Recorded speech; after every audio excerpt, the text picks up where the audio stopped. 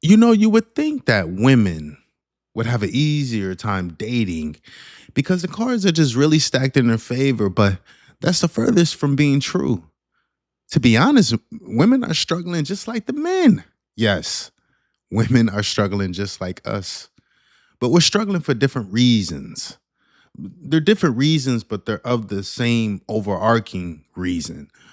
Now, men are struggling because, first of all, the numbers are just not in our favor. Of the people that are on these dating apps, 60% of them are men, leaving there to only be 40% of women. So already the cards are stacked against us. We're competing against each other for this 40% of women. And, it ain't really all 40% women. Some of those women are non active on their account. Some of those women may be, lesbian. So even that 40% is still a smaller number. But us men, we're all fighting for those same women. Granted, the 60% men is probably a little smaller too because some of the men are gay, some of the men are not active. But I would definitely say there's more active men on dating sites than women. I would definitely bet that.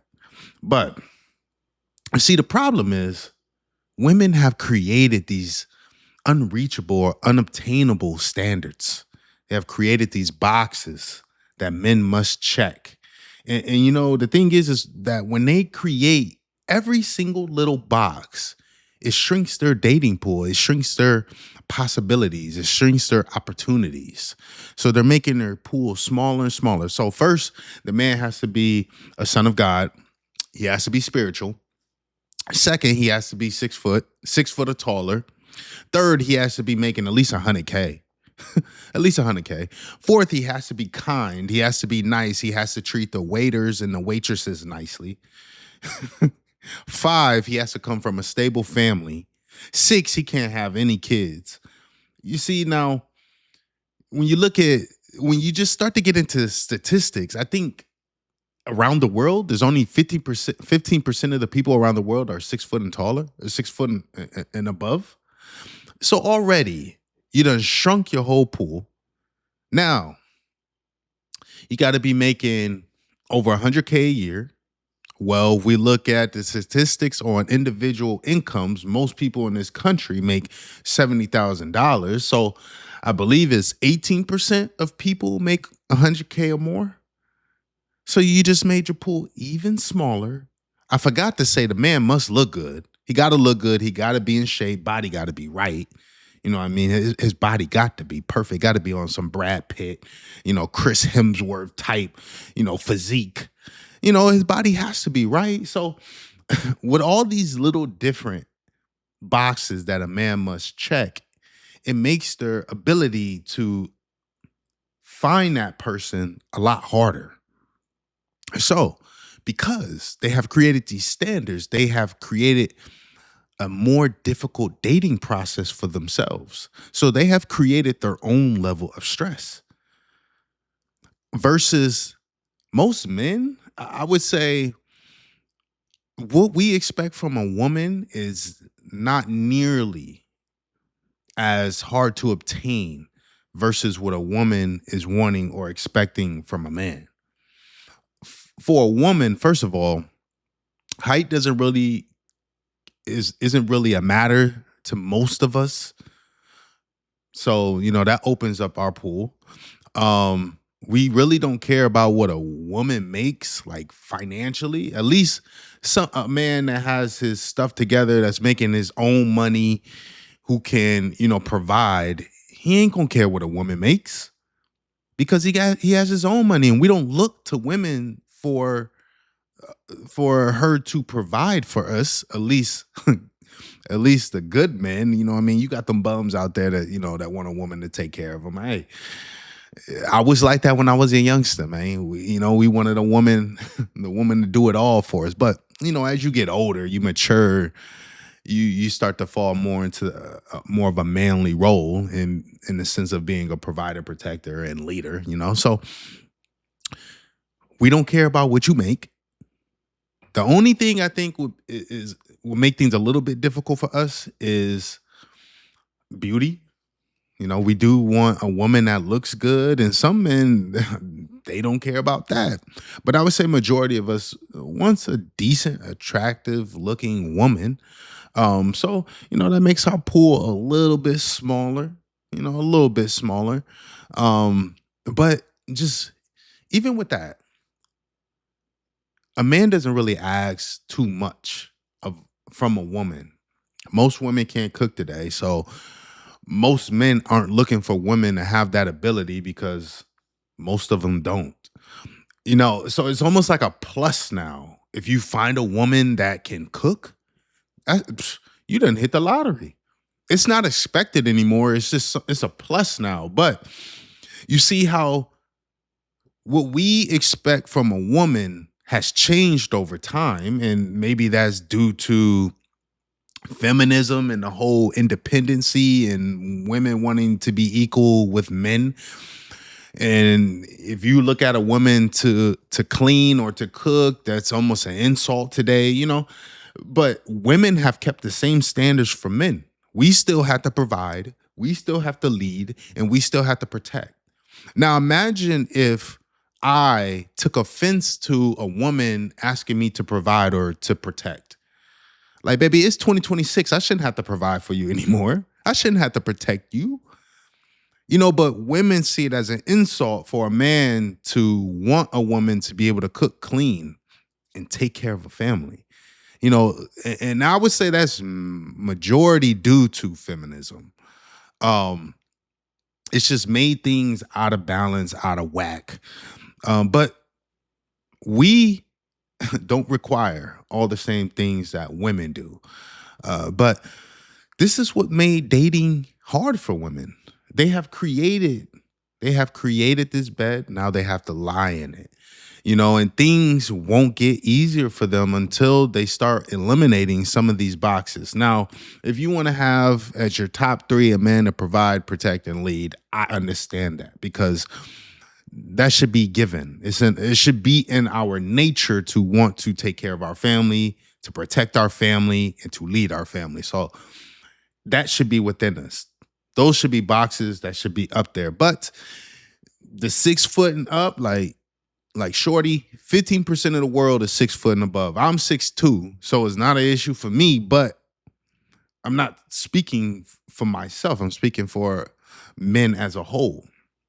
And the average man's height is about 5'9", 5'10". So most men are not 6 foot and above. So you have to start lowering your standards or lowering what you're expecting from somebody as it pertains to something they don't have any control over. A man can't control his height. I mean, I guess a man could get some surgery and get some rods put in his legs, but who doing that? Nobody doing that. Let's be for real. So a man has no control over his height. Now, if you want a man who's athletic or has, a decent body, he does have control over that. So that it's okay to have that, to want a man who's physically active. I want a woman who's physically active, because I'm physically active. I'm an athlete. So that's a part of my life. So I would love for my woman to also value that as being an important thing in her life as well. But that isn't too strange to ask for. That is something that's totally in her control. That's something that, there's plenty of women that are active. Is my pool a little smaller because I want a woman who's active? Yes, but there's plenty of women that are active. So that doesn't really hurt me that much. But I'm not looking for a woman who's 6 foot and above, and that may be only 6% of of the population for women. I'm not looking for something that's so abnormal and so crazy that it's going to make dating so frustrating for me. So women just have to, ladies, you have to lower your standards. You got to figure out what are deal breakers and what aren't. What are some things that you can live with? In the past, my past relationships, of course, there were things that I didn't like about my partner, but they were things that I could live with. They weren't things to where that it was going to create arguments or frustration. They weren't deal breakers. You know, So you have to figure out what that is for you. What are the deal breakers? What aren't the deal breakers? And move forward and find somebody, because women, you're on a clock. Ladies, you're on a clock. Man, I mean, some of you may not want kids, some may already have kids, and but there's a clock. We all have a clock. Men's clock is just a little later than women's. So we just need to understand what it is that we want in life. And if we want things like a family, if we want children, and we're reaching that 30, 31, 32, whatever, you have to start sacrificing and breaking your list down to the most important things. Same thing, same as it goes for a man. I know most of us, yeah, we can get a woman pregnant in our 40s and 50s, but do we really want to be old dads? No. We want to be youthful dads. We want to, somewhat be youthful when we're growing up with our children, or when our children are growing up with us. We still want to have some youth to us. So we do have a intangible clock. I don't want to be an old dad. Who wants to be an old dad? Who wants to be then there on their deathbed when their child is turning 20 or something, I don't want to be that. So we need to learn how to break our list down into deal breakers, things that we expect from our partner. And if our partner doesn't have these values or have these things going for themselves, then we know they're not compatible with us. If you're a person of faith, I'm a person of faith. I want my woman to be a daughter of Christ. So if she's not that, then I already know right away. I don't waste my time. I already know that it's not going to be a real fit, because our value systems are different. Our belief systems are different. So when you organize your list and structure your list down to the right type of person that's best fit for your life, you're able to cut through a lot of noise. You're able to end conversations a lot quickly because you know what you're looking for. And this person may not have what you're looking for, but your list needs to be reasonable. And I'm speaking to men and women. Your list needs to be reasonable, as it needs to be a list that is obtainable, where you can actually find this person somewhere out there in the world. I'm not talking about this person that fits that 0.1 percentage of the population. We're not talking about that. We need to be realistic in the type of people that we pursue. And so definitely when I talk to women, or I'm interested in a woman, or I'm trying to get to know a woman, I'll ask her, what does she look for in a man? And that is a key question for me. What are you looking for? Because it's a problem to me if she doesn't know what she's looking for. It means she's going to waste a lot of time, and she may waste your time because she doesn't know what she wants. And if she knows what she wants, she communicates what she wants to you, you know whether or not you fit her. You know whether or not if you're somewhat of an ideal person for her, ideal fit for her. But if a woman doesn't know what she wants, you guys are going to spend a lot of time wasting time. You're going to get into relationships that you should have never been in. And a lot of that is due to because you didn't know the type of person that is best, the right fit for your life. So we have to do more due diligence. We have to do more jotting down information, or understanding ourselves, and what we look for in a person, what is compatible for me based off of my personality, based off of my characteristics, based off of my morals and my value system. You need to spend more time doing a little self-reflection, because then when you really know yourself, when you know thyself, you're able to find that person that fits you. You're able to really, design that person for you. But like I said, this person needs to be reasonable. Needs to be reasonable. But yeah, that's all I really wanted to talk about, y'all.